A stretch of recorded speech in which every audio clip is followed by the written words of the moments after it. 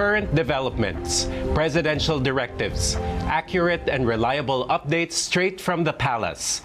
This is Assistant Secretary Joey Villarama for Malacanang Insider. A robust agricultural sector is part of President Ferdinand R. Marcos Jr.'s 8-point agenda. The implementation of strategic policies, programs, and initiatives will play a big role in creating a food-secure and progressive Bagong Pilipinas.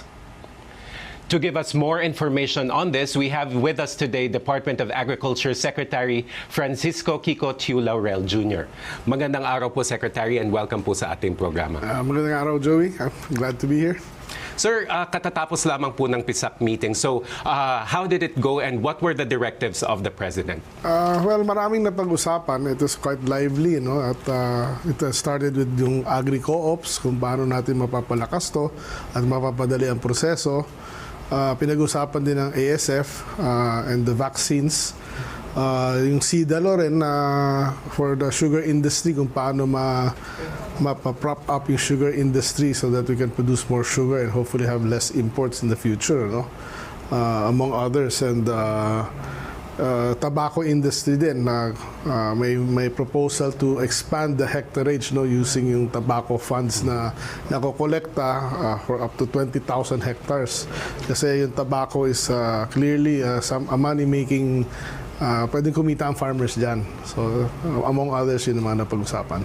Let's go deeper into the PISAC meeting. No? So you mentioned yung nakukuha pong revenue from tobacco taxes. So what's the plan? Ano po, saan po gagamitin ang mga ito? Yung idea is to get a portion, no? Ang recommendations up to 20% of the taxes that is collected for tobacco para magkaroon ng increase of 5,000 hectares of plantable area every year for 4 years. So that's an additional 20,000 hectares. So yung pera na yun is supposed to, buy machineries, seeds, fertilizers to grow tobacco. Mm-hmm. Yes. And I guess you also mentioned po yung African swine flu. I understand Batangas province has declared a state of calamity kasi more than 40 towns, I believe, have been affected. So ano po yung plan of action given that sa August pa po ba natin makukuha yung doses ng vaccines? Yung state of emergency or calamity is not province-wide, it's only municipal level. Sa ngayon, 8 munisipyo pa lang ang nagdeklara at ang DA is procuring, no, the needed vaccines sa emergency procurement system natin, but it will take up to September, first week of September bago makuha yan sa proseso ng birokrasya natin. Meanwhile, luckily yung ating supplier nag-donate ng 2,000 doses at darating dito sa Biyernes at hopefully ang target namin is maumpisa na yung pagbakuna by Tuesday next week. Should we be alarmed po na ganito na po yung sitwasyon sa Batangas? Or do you think yung interventions po ng Department of Agriculture at this time will keep the situation at bay? Well, today, tomorrow pala, yung meron tayong mga checkpoint or inspection stations na itatalaga sa mga affected areas, no, sa 8 municipalities so that makontrol natin yung spread. So it's not that alarming because the vaccine is on the way. So hopefully makontain natin to. But of course, it will not be easy, no, but we will do our best. In terms of long-term projects, sir, nagsagawa po tayo ng pag-aaral sa DA and it shows that meron pong 27-year backlog in terms of yung infrastrukturang agricultural. So ano po ang plano ng DA para po maka-keep up naman po tayo in terms of agricultural infrastructure? Ifo-focus natin ang ating spending, na hindi sabog at of course ang isang pinakamalaking kailangan natin mag-invest is in irrigation. Because 1.2 million hectares of flat land is not irrigated. So less than 50% is irrigated. And to increase production, we really need more irrigation. But not only yung usual irrigation, no? We will also do solar irrigation para mabilis ma-implement at maka-increase tayo ng hectareage. Meron din tayong mga investment sa mga dryers at silos and rice mills. Para ma-increase yung ating recovery na tinatawag. Kasi sa ngayon, na recovery natin using old systems or drying sa kalye at sa mga ibang lugar, 50% lang ng bigas ang nakukuha natin sa palay no? Pero kung may mga drying systems tayo, pwede umakitin up to 70%. So may 15 hanggang 20% madadagdag sa ating buffer stock without increasing production. Because yung mga ganun ba? At marami pang iba. Oo. So having said those things, sir, are we on track in terms of increasing food production? Kasi yan yung isa sa mga prioridad talaga ng ating Pangulo, lalo na when he was Agriculture Secretary. So meron pa po bang mga nakalaan na programa to increase food production in the coming years? Halos 70% ng ating budget, no, aside from yung mga pasweldo, is focused on increasing production. And yes, we are on the way to that trajectory of having more production. The best thing that happened talaga is si Presidente yung naging DA Secretary yung first 1.5 years dahil nakita niya lahat ng problema at na-increase niya ang budget ng DA exponentially to address the problem.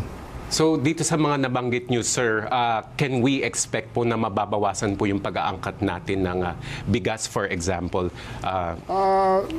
So initially, maybe hindi pa mababawasan yan dahil nga yung mga solusyon natin is hindi short term, medium term yan para maramdaman natin ang epekto.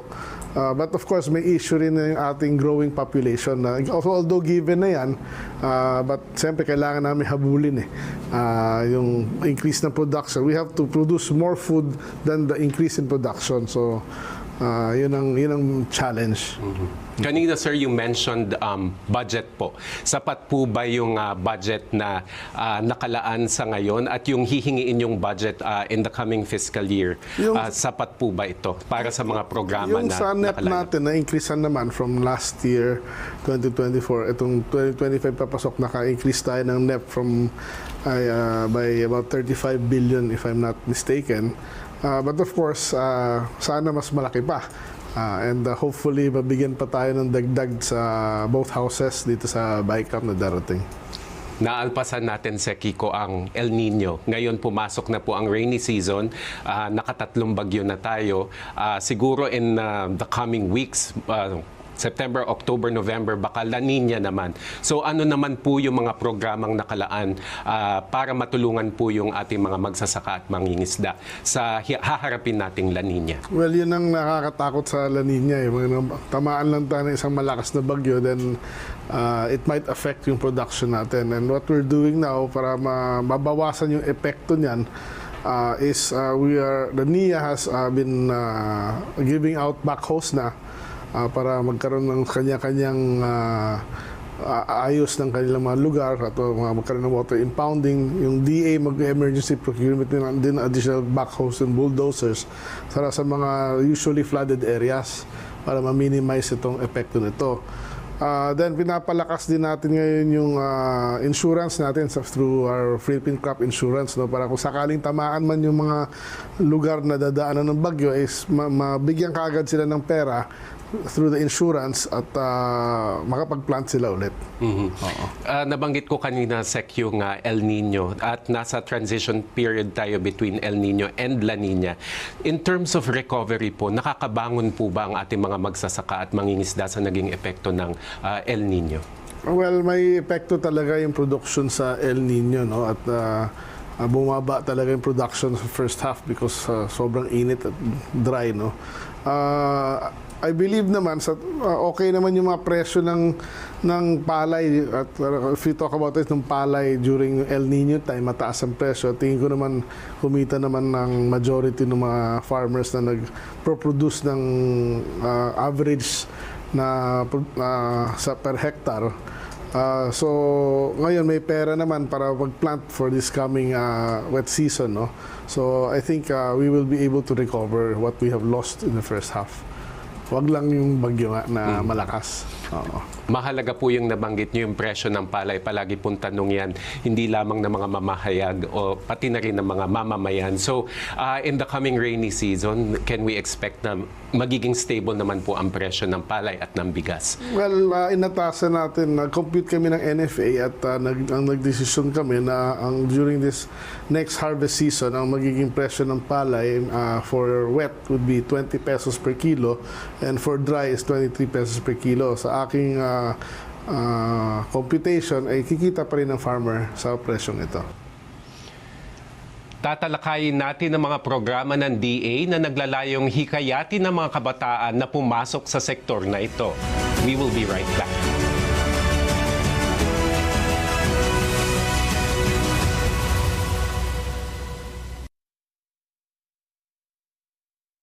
The Philippines' most historic Olympic campaign.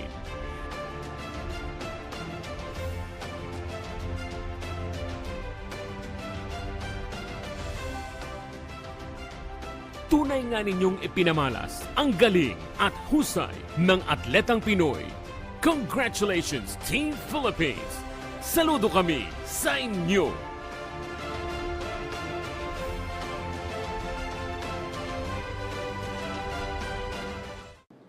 At your service, Pilipinas. Ako po si Undersecretary Edu Punay mula sa Department of Social Welfare and Development. Samahan niyo kami para sa isang bagong Pilipinas ngayon. Lunes hanggang Biyernes, dito lang sa PTV.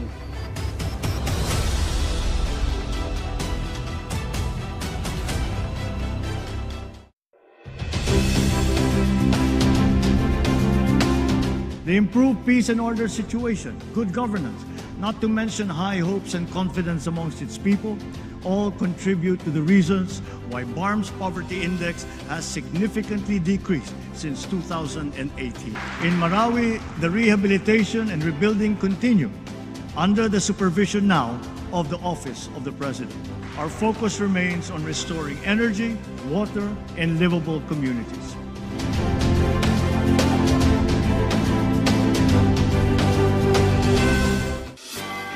Pagpatak ng alauna ng hapon, sama-sama tayo tumutok sa sentro ng mga balita.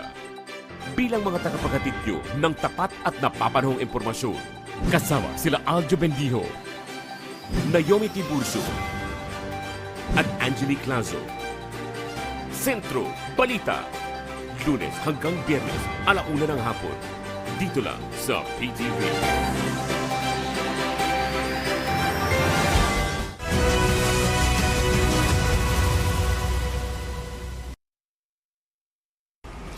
Ang Kadiwa ay isa sa mahahalagang programa ng ating Pangulo. Paano ito palalawakin, sir, at para mas marami namang makinabang na mga kababayan natin, lalo na talaga dun sa tinatawag na poorest of the poor areas? Yeah. Well, as of the moment, Kadiwa has about 230 sites na irregular operation. Ang regular operation na pa lang is 17. No? Patadagdagan natin yan almost every month. We will be standardizing operating hours, operating days, para alam ng tao, pati of course information dissemination. Pag na-establish na namin yung smooth logistics flow ng goods, tsaka yung transaction, pag takbo ng transaction, i-expand na natin yan in the next 4 years up to, ang target ko is 800 to 1,000 stores. Of course, hindi ganun kadali yun, but we will also do Kadiwa franchising. We will allow private sector operators or cooperatives to use the Kadiwa name in selected sites as long as they abide by the rules and guidelines or policies of DA. At importante, nandyan yung mga Kadiwa at magbenta ng sa tamang o reasonableng halaga. Oo. So balikan natin, Sec, no, napag-usapan natin yung African swine flu. So medyo napupuntirya o naapektuhan yung livestock sector kasi hindi lamang may African swine flu, meron ding bird flu, meron ding foot and mouth disease. So ano po yung mga programa ng DA para po naman matulungan ang specific sector na ito? Well, besides the vaccine, we are strengthening yung laboratories natin and research, and hopefully we can also manufacture the vaccines in the Philippines in the near future. Then meron din tayong indemnification program na ginagawa, ma-finalize na namin yung policy for the pork. Dati kasi parang kung magkakatay ng baboy na may ASF, 5,000 lang binibigay regardless of the size of the pig, no? Ngayon, ginawa namin tatlong classification. Mayroon pang biik, may pang medium size, may yung pang malaki, yung benta o yung mga breeder. So, yung maliliit, 4,000 pesos ang bibigay sa mga kakatayan na with ASF, yung medium size, 8,000, yung malalaki, 12,000. Para hindi na sila ma-force na i-fast break yan dahil lugi sila. Of course, ang problema na ang challenge natin ngayon, ang budget ngayon is only 150 million pesos for indemnification. So naghahanap pa kami ng additional budget para hopefully umakyat yan up to 300 million at mas maraming matulungan na farmers, na livestock operators na maapektuhan. Sa isang panayam with DMW Secretary Kakdak, sabi niya po marami daw pong OFW na gustong maging farmer.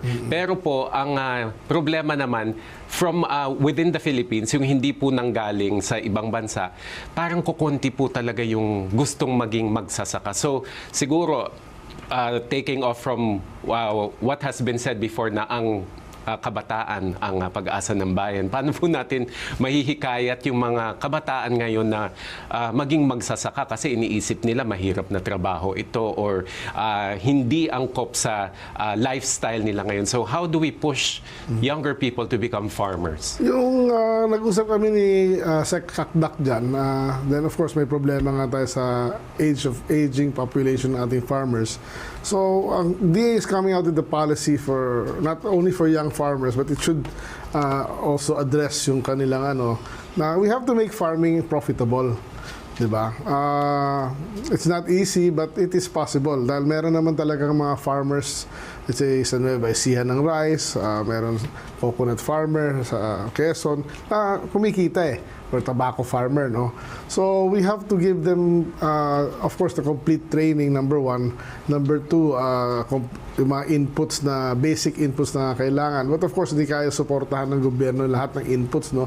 But ang pinakamalaking ginagawa ngayon natin sa DA is magkakaroon ng bagong programa which is going to be called Agri Puhunan at Pangtawid. Meaning magkakaroon ng credit facility na low interest na ma-avail nila through maybe DBP or Land Bank para yung iisipin na lang ng farmer ay magtanim at alagaan yung tanim at to maximize production. Hindi na niya isipin saan siya uutang, paano siya magkakapera para pambili nito, pambili niyan. So yung programa na yun. Then lastly, we cannot do the same thing over and over again. We have to do things differently na, like using technology, no? Katulad sa mga vegetables, no? Yung may konting greenhouse na konti, may drip irrigation na isusupply din ng DA dun sa mga qualified beneficiaries. Sa rice naman, of course, all the equipment that they would need, from the tractors, direct seeders, and of course, yung sinasabi natin post-harvest facility kanina. Para magkaroon sila ng sariling ecosystem nila, no, sa kanilang probinsya or barangay na hindi na magawa na nila lahat doon sa loob. Then I think makikita yung farmers sa ganung sitwasyon. But it's a whole of DA yan concept na kailangan magtulungan-tulungan ng lahat ng kawani ng DA, and of course kasama yung mga other government agencies and government banking institutions. Nabanggit nyo, Sec Kiko, ayan, ilalatag po natin yung technology, ilalatag natin yung infrastruktura, may tutulong from financial institutions. Pero kailangan po ba natin baguhin yung perception? Kasi iniisip yung magsasaka talaga is, kumbaga, sa hierarchy ng mga trabaho, hindi talaga siya tinitingala. Although ang Pangulo natin, syempre, sinasabi na mahalaga ang mga magsasaka at mangingisda kasi wala tayong kakainin kung wala sila. Pero yung perception ng kabataan na, ay, magsasaka, ayoko yan. So, paano po Yes, natin babanggitin? kailangan talagang baguhin ang perception. No? Sa totoo lang, napag-usapan din sa Pisakto kanina na dapat ang mga bayani ng bagong Pilipinas ay ating mga farmers and fisher folks. So we have to make them proud, no? And sa totoo lang, marami ngayon mayayaman sa Makati nagfa-farming na eh. So, and we have to make farming profitable and tinatawag na sexy kaya for it to be attractive. Yes. So, to change perception, siguro mahalaga yung role ng komunikasyon at yung information dissemination. So, ang Presidential Communications Office pati ang DA po ay meron pong collaboration. Ito po yung usapang agrikultura na umiere sa Radyo Pilipinas everyday from 5 to 6 a.m. So, ano po ba yung layunin ng mga ganitong programa or more importantly, ano yung kahalagahan ng mga ganitong programa? Nabanggit nyo kanina, kailangan ibida natin yung mga magsasaka sa Nueva Ecija dahil sila'y nagtatanim ng palay, ang farmers ng Bicol dahil sa tabako and so on and so forth. So, yung mga ganito pong programa, paano po siya makakatulong para mas maging mulat ang ating mga kababayan sa kahalagahan ng mga magsasaka natin? Yung mga show or programa na ganyan, napaka-importante yan because it will show yung ating mga farmers and fisher folks kung ano yung mga success stories sa iba't ibang lugar eh. So sa laki ng agriculture sector, marami. May cacao, may seafood of shrimp, may coffee, may sugar. So, maraming pwedeng gawin eh. So, hindi naman lahat ng lupa, yung lupa, meron yan pwedeng itanim at meron hindi pwede itanim. Para malaman lang kung ano yung pwede, anong hindi. So, and of course, we can also share technology, best practices na sinasabi, at mga success story. It gives hope.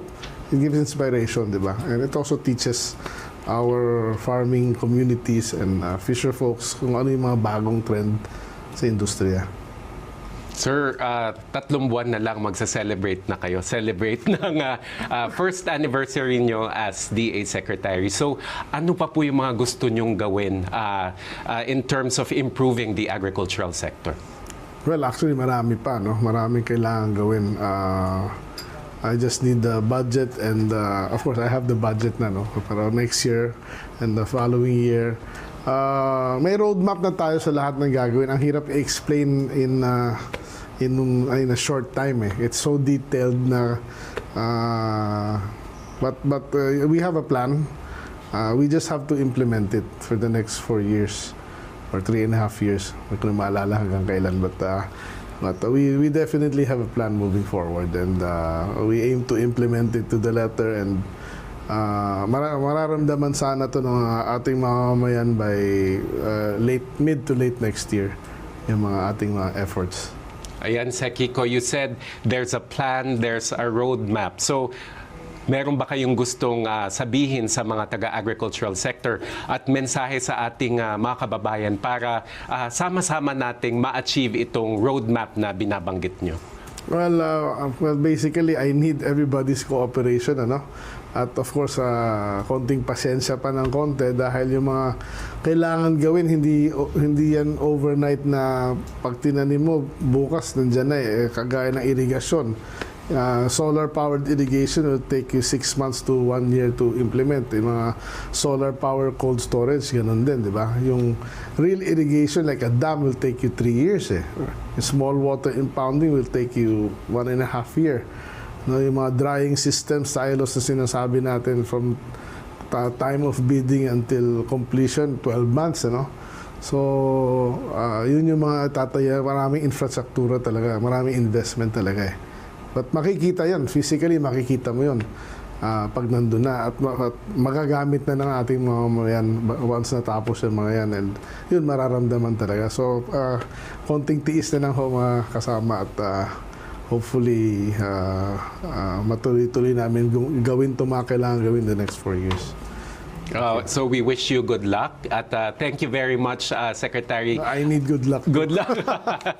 With that, thank you very much po, Secretary Francisco Tiu Laurel, for joining us today. At kahit papano, nahimay pa natin yung mga programa at yung mga nais ipatupad ng Department of Agriculture. At syempre, yung nais ng Pangulong Ferdinand R. Marcos Jr. para sa ating mga magsasaka at mangingisda. Thank you. Thank you very much, sir. Isang bagong Pilipinas na may sapat na pagkain at maginhawang buhay para sa bawat Pilipino. Yan ang target ng Department of Agriculture sa ilalim ng administrasyon ni Pangulong Marcos. Para matupad ito, layo ng DA na palakasin ang produksyon ng sektor ng agrikultura, paunlarin ang ekonomiya ng bansa at maiangat ang estado ng pamumuhay ng mga magsasaka. We bring you in-depth views of the latest issues and regular palace updates. I am Assistant Secretary Joey Villarama. Have a good day.